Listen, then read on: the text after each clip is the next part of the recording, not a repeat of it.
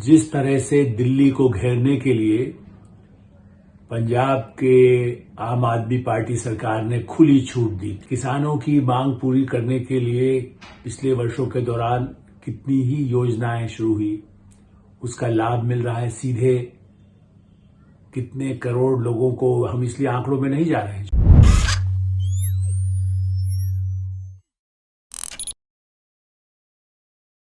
नमस्कार, मैं हूं आलोक मेहता। एडिटर्स आई में आपका स्वागत है। वसंत पंचमी की शुभकामनाएं। सरस्वती की वंदना की जाती है। ये कोई शस्त्र पूजा का तो समय नहीं है। सरस्वती माने ज्ञान की देवी। भारत में किसी भी क्षेत्र में भारत की संस्कृति और सरस्वती जुड़ी हुई हैं। लक्ष्मी की पूजा होती है। देखिए, सरस्वती भारत का ज्ञान और संस्कृति कहां पहुंच रही है। संयुक्त अरब अमीरात में अबू धाबी में जिस तरह से भव्य मंदिर 7 शिखरों वाला, एक तरफ उसका उद्घाटन प्रधानमंत्री नरेंद्र मोदी कर रहे हैं और दूसरी तरफ शस्त्र के जरिए, आतंक के जरिए जिस तरह से दिल्ली को घेरने के लिए पंजाब के आम आदमी पार्टी सरकार ने खुली छूट दी। जाइए और दिल्ली में भारतीय जनता पार्टी की सरकार है, उसके खिलाफ अपने इस अभियान को और आगे बढ़ाइए। आंदोलन क्या? किसानों का आंदोलन।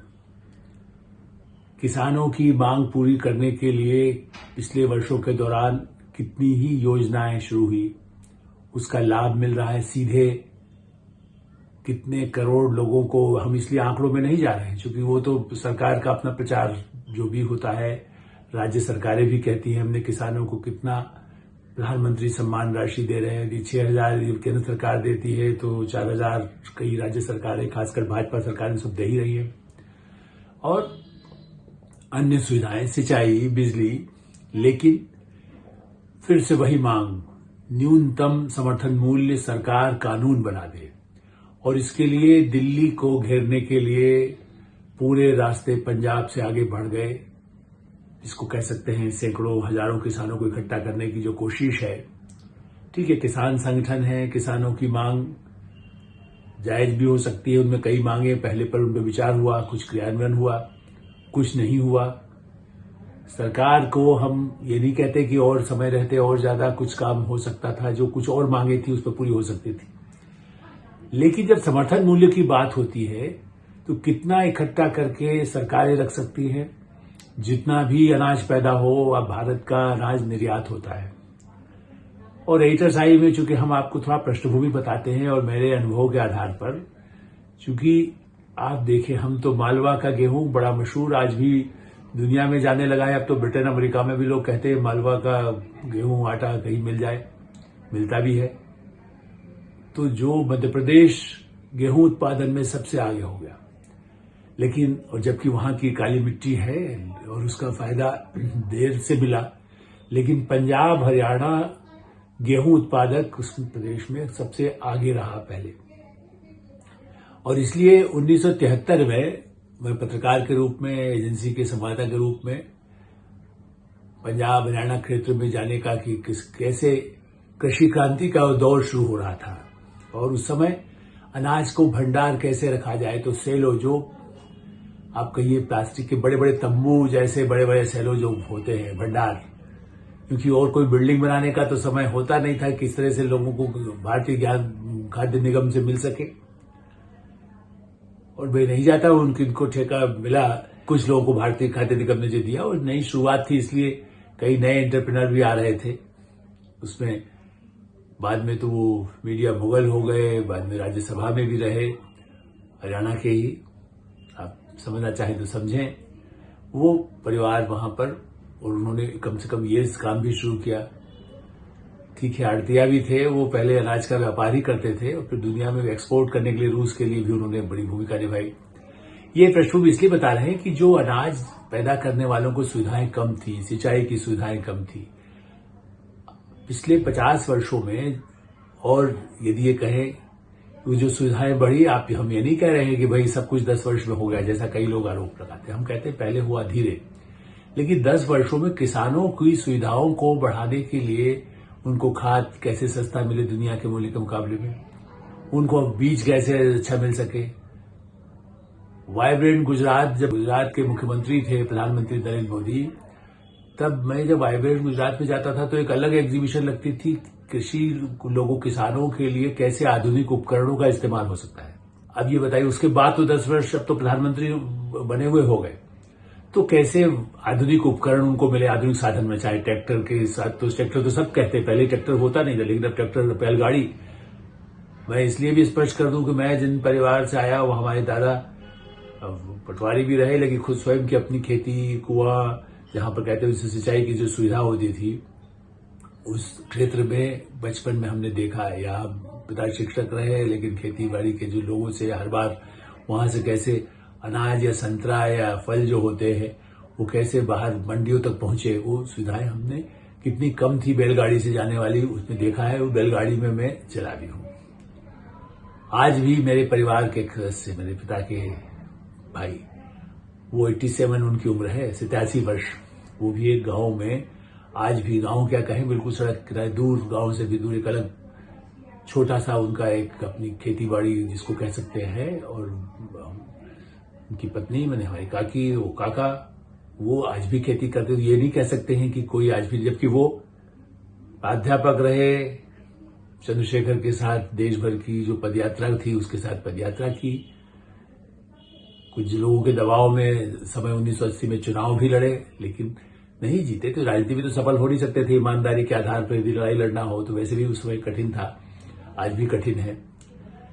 ये प्रश्न इसलिए बताइए कि हम केवल पत्रकार के नाते नहीं, मैं व्यक्तिगत अनुभव के आधार पर कह सकता हूं कि गेहूं का, चावल का, धान का कटोरा है छत्तीसगढ़ में, बिहार में यदि चावल की खपत होती है, गेहूं की खपत होती है, तो वहां गन्ना कितना बड़े पैमाने पर होता है, उसका मूल्य कैसे समय पर उत्तर प्रदेश में देखते थे। हर बार कई बड़े बड़े घोटाले होते थे, चीनी मिल मालिक पैसा ही नहीं देते थे, सरकार ने सुनिश्चित किया कि वो सब समय पर मिल सके। तो जब सुविधाएं, आधुनिक साधन मिल रहे हैं, इस पर जोर दिया जा रहा है कि भारत का अनाज कैसे बाहर एक्सपोर्ट हो सके, फल कैसे हमारे एक्सपोर्ट हो सके, कैसा उसको ऑर्गेनिक जिसको कह सकते हैं, जो हमारे पहले दिक्कतें होती थी, विदेशों में स्वीकार नहीं होता था। हमने कई बार ऐसे लेख लिखे कि ऑस्ट्रेलिया में, अमेरिका में भारत का आम तक लेने को तैयार नहीं होते थे, नहीं इसमें कुछ कीटाणु होगा। ब्रिटेन में नहीं अलाउ होता था। आज दुनिया में हम उस व्यापार में भी धीरे धीरे आगे बढ़ रहे हैं। ऐसी स्थिति में एक हिंसक तैयारी के साथ 2 वर्ष पहले भी हुआ, लाल किले पर जो घटना हुई थी, झंडा फहराने की आतंकवादी जो कोशिश हुई, ट्रैक्टर से कैसे कैसे घुस जाते हैं। और इस बार भी पंजाब से जो दल निकला है, जितनी रिपोर्ट्स हमारे और साथी पत्रकार वहां से रिपोर्ट कर रहे हैं, 6 महीने, साल भर का अनाज, हथियार, सब कुछ ट्रैक्टर में भरकर तैयारी करके, ट्रैक्टर को भी कुछ मॉडिफाई कर दिया, उसको कुछ ऐसा बदलाव करके जिसमें यदि कुछ हथियार जैसी चीजें भी रखी जा सकती हो। वो तो जांच का विषय है, इसलिए पुलिस उसको देख सकती है, उसको रोकने की कोशिश इसीलिए कर रही है कि वो ऐसा कोई हिंसक न पैदा हो। और लोकसभा का चुनाव सिर पर है अगले 2-3 महीने के अंदर।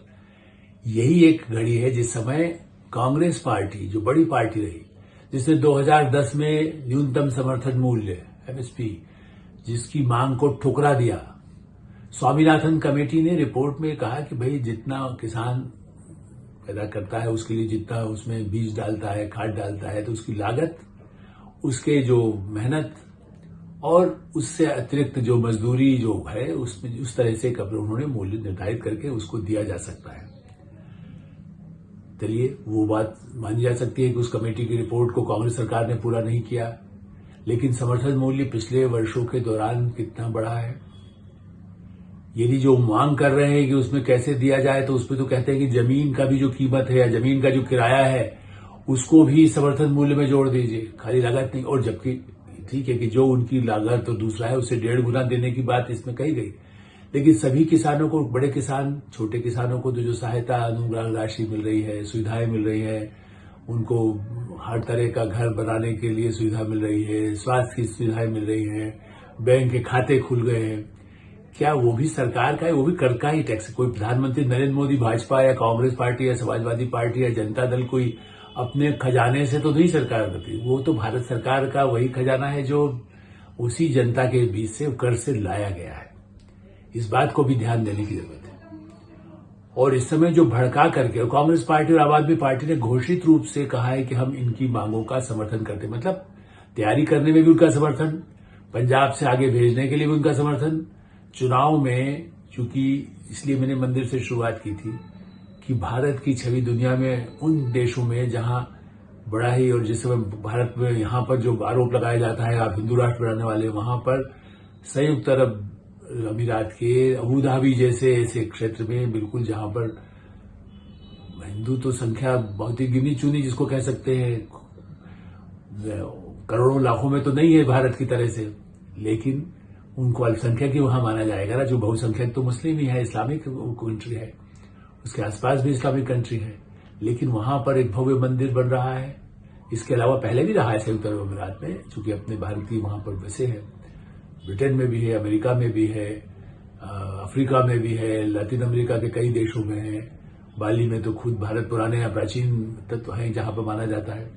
जहां भारतीय संस्कृति की इस समय भारत की तरफ आकर्षण बढ़ा है, भारत के पूंजी कौन लगाता है, वही विदेश लगाते हैं। संयुक्त अरब अमीरात ने कितना कश्मीर में लगाने के अभी समझौते किए हैं, और उससे पहले भी कई समझौते उनके साथ हुए। सऊदी अरब के साथ भारत संबंध है, ईरान के साथ कितने अच्छे संबंध हैं, अमेरिका, रूस, यूरोप के सभी देश, ब्रिटेन में तो भारतीय मूल के प्रधानमंत्री हैं। ऐसी स्थिति में वहां किसानों के आंदोलन में तो ऐसा उग्र नहीं होता है। फ्रांस में भी चला अभी पिछले दिनों, वो भी इसी तरह से ट्रैक्टर लेकर निकले, लेकिन वहां कोई अशांति की स्थिति नहीं है। भारत में पंजाब से हरियाणा घुसने पर, और पुलिस तो रोकने के प्रयास कर सकती, पिछला अनुभव है कि कैसे दिल्ली की सड़कों पर हंगामा हुआ, कई महीनों तक सड़कें बंद रही चारों तरफ से सीमाओं पर। ऐसी स्थिति में क्या सरकार का कर्तव्य नहीं है, पुलिस का कर्तव्य नहीं है कि जो आम आदमी जा रहा है, कोई बीमार है, वो रोहतक से यदि इलाज करने के लिए आ रहा है दिल्ली, यदि पंजाब से कहीं आ रहा है, यहां से कोई परिवार का सदस्य पंजाब ले जा रहा है, यदि बॉर्डर पर सब इस तरह के तनाव सड़कों पर जमा होकर के महीनों तक, वो तो कहते हैं 6 महीने साल भर का हमारे पास भर के लाए हैं अनाज, खाने का सामान, लंगर चला सकते हैं, तो उनको कोई तो समर्थन करता है। गरीब किसान हो जिसके पास कुछ नहीं है, अब उन किसानों, उनको देखिए जो आंदोलन में कुछ है। मैं नहीं कह रहा हूं कि सब किसान उत्तेजक हो सकते हैं, शांत प्रिय हैं भारत के किसान। भारत के 99% में किसानों को हम यही कहेंगे कि ईमानदारी से मेहनत करते हैं, उनको उनका अधिक से अधिक मिलना चाहिए, बिचौलियों से मुक्ति मिले। असली समस्या इसी बात की है। भारत सरकार ने जो पिछले नए कृषि कानून लाए थे उसमें कहा था कि हम उसको ज्यादा, चूंकि सरकार जितना खरीदती है लेकिन और भी निजी लोग खरीदे, या वो गोडाउन बनाते हैं पंजाब में जहां अनाज का भंडार हो सकता है, तो उसके बाद उनको मूल्य मिलेगा। वहीं पर उनके किसान जहां पर वो पैदा करते हैं वहां से ले जाने की सुविधाएं नहीं है, तो ये कंपनियां जो भी उसको लेगी, सरकार तो लेती रहेगी। ऐसा नहीं कहा गया कि सरकार अपने जो समर्थन मूल्य घोषित करती है, और पिछले 10 वर्षों में कई गुना वृद्धि हुई है। 2004 के मुकाबले में, 2013 के मुकाबले में पिछले 10 वर्षों में निरंतर 4 गुना, 5 गुना, 10 गुना तक सरकार ने किसानों को मूल्य देने में, सुविधाएं देने में बढ़ाया है। आंकड़े आप देख सकते हैं, मैं आंकड़ों के साथ इसलिए जा रहा हूं कि वो सरकारी प्रचार में आपको सब मिलता है, फिर उसमें कुछ शंकाएं, कुछ ये कह सकते हैं कितना पहुंचा, तो ये राज्य सरकारों का काम है।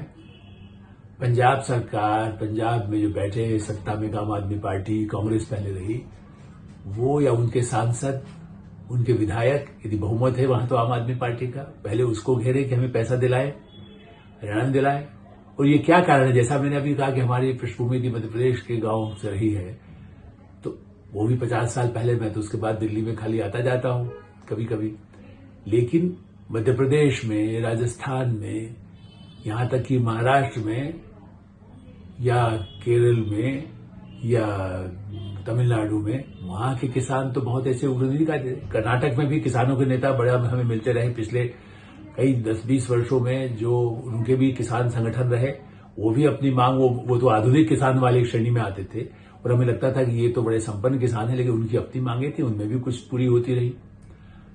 तो ऐसी स्थिति में उन किसान नहीं, केवल इस खास क्षेत्र में, ये क्षेत्र जहां पंजाब में आतंकवाद शुरू किया गया था 80 के दशक में, जहां पाकिस्तान के ऐसे तत्व या पंजाब में वही कम्युनिस्टों का जो असर रहा, जो माओवादी भी आप कह सकते हैं, जो बंगाल में गड़बड़ एक जमाने में जब इंदिरा गांधी के काल में करते थे माओवादी, या बाद में छत्तीसगढ़ में कांग्रेस के ही लोगों की नृशंस हत्याएं की गई, बड़े से बड़े नेताओं की, विद्याचरण शुक्ल सहित जो इंदिरा गांधी के सबसे बड़े प्रमुख नेताओं में से थे, सहयोगी में से थे, राजीव गांधी के कार्यकाल में भी काम किया। ऐसी स्थिति में ऐसे कांग्रेसी नेता जो उनके साथ के पूरे गुट को माओवादियों ने नष्ट किया, उनको मारा, और उस दृष्टि से इस तरह के उत्तेजक लोगों का कहीं न कहीं समर्थन होने की शंका पिछले बार भी जब किसान आंदोलन के नाम पर दिल्ली कूच किया गया था तो कुछ घटनाएं सामने आई थी। अपने किसानों को सामने रख करके बंदूक, जैसे कहते हैं ना, मासूम लोगों के कंधे पर बंदूक रख करके आप जो दूसरे लोग घुसते हैं घुसपैठ के लिए या उनको सहारा बना करके आगे बढ़ते हैं, वही तरीका किसानों को माना जा रहा है। मजदूरों के नाम पर हमने देखा है, पहले भी कई ऐसे कम्युनिस्ट नेता हैं जो बड़े बड़े उनके विदेश में बच्चे रहने लगे, लेकिन वो यूनियन बना करके मिलें बंद हो जाती थी, फैक्ट्रीज बंद हो जाती थी, कहते भाई ये चलाना मुश्किल है। अब भारत में लगातार बाहर से पूंजी आ रही है, विदेशी पूंजी लगा करके लोग पंजाब हरियाणा नहीं पूरे देश में, उत्तर प्रदेश बिहार सब जगह पूंजी लगाने के लिए उत्सुक है। महाराष्ट्र में भी किसानों ने आंदोलन किया, वो गए, मुंबई तक गए शांतिपूर्ण, लेकिन यहां लाठी तलवार बंदूक बम ये लेकर के उसके बाद कोई आंसू गैस चलाता है पुलिस के सिपाही जवान। निश्चित से जो मासूम किसान घायल होते हैं इस तरह की भीड़ में, उनको आगे खड़ा करके जो कोशिश की जाती है उसमें वो भी बहुत ही खराब है। या पिछली बार जो लोगों पर केस चले थे, अब उनको डिमांड की गई कि उनको केस वापस ले लिया जाए जो हिंसा की, इसलिए सरकार ने उसको भी मान लिया, जबकि मैं मानता हूं कि न्यायपालिका से ही उनको न्याय मिल सकता था। ये क्यों बात है कि सरकार उनको छोड़ दे जिन्होंने हिंसा का तरीका अपनाया, ताकि कल दूसरे लोग कहेंगे कि हमें भी हिंसा का तरीका अपनाते हैं, कुछ नहीं।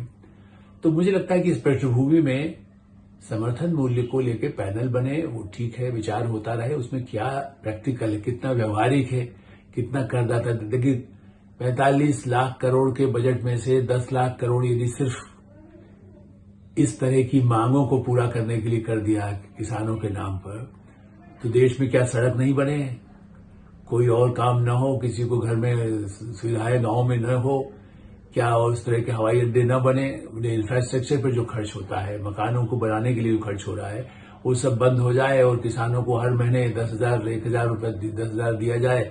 इस तरह की मांगों को कितना व्यवहारिक है। और छोटे किसान तो ऐसा नहीं कहते, वो किसान कहला रहे हैं जो दूसरों से मजदूरी कराकर रहते हैं, वो रहते हैं बड़े बड़े बंगलों में आलीशान। कई किसान नेताओं के बारे में मुझे बताया गया, हमारे कैमरामैन भी जो गए, हमारे साथी पत्रकारों के समूह के, मीडिया समूह के, वो कहते हैं कि आप किसान नेता के घर आप देखा, उनके फार्म हाउस देखे आपने कितने बड़े बड़े हैं। तो नेता बन जाते हैं, खेती कोई और करता है किसानों के नाम पर, वो है। कई दूसरे पेशे के लोग जो बड़े पैमाने पर नगद पैसा भी पहले लेते रहे, बता दें अभी भी लेते हैं कि नहीं, लेकिन ऐसे मैं इसलिए नहीं कहूंगा कि उनमें से कुछ लोगों को देता जो बन चुके हैं, जिन्होंने जमीन अपनी ले ली और उसको कृषि आय दिखाते हैं, जो कृषि पर कोई टैक्स नहीं है। वो 50 करोड़ भी कमाएंगे तो उस पर कोई टैक्स नहीं होगा यदि आप खेती करते हैं। तो खेती की आड़ में काला धन भी जमा होता है, वही सब इसमें उपयोग हो। बिचौलिया यही चाहते हैं कि कोई भंडार करने के लिए बड़ी कंपनियां ना आए, परिवहन साधन न हो, तो किसान मजदूरी में उनसे अपना जो मूल्य है अनाज का वो खरीदे और अनाज ले ले, और उसके बाद उससे सौदा करके और तत्काल वो कहता है बिचौलिया कि हम दे देंगे और हो जाए। तो ऐसे छोटे किसान, इसका उससे शोषण ही बढ़ता है। किसानों की समस्या का हल हो, लेकिन ये हिंसक तरीका और हिंसा और इसके पीछे देश विदेश के जो बाहरी अपराधी तत्व या आतंकवादी तत्व न घुसें, इस बात को सुनिश्चित करने की आवश्यकता है। और उम्मीद करना चाहिए कि सुप्रीम कोर्ट भी इस मामले में हस्तक्षेप करे और इसे आंदोलन के लिए जो असली लोग पीछे हैं उनको भी बेनकाब कर उनको दंडित करने का भी प्रावधान हो। केवल हिंसा भड़काने वाले लोगों पर भी कोई न कोई कार्रवाई अवश्य होनी चाहिए। एट्रोसाई में हम यही विराम देते हैं। आप एट्रोसाई देखते रहें, सब्सक्राइब करें, अपने मित्रों को और लोगों को फॉरवर्ड करें, और जब आपको अपनी कोई राय हो उससे भी हमें अवश्य अवगत कराएं। धन्यवाद, नमस्कार।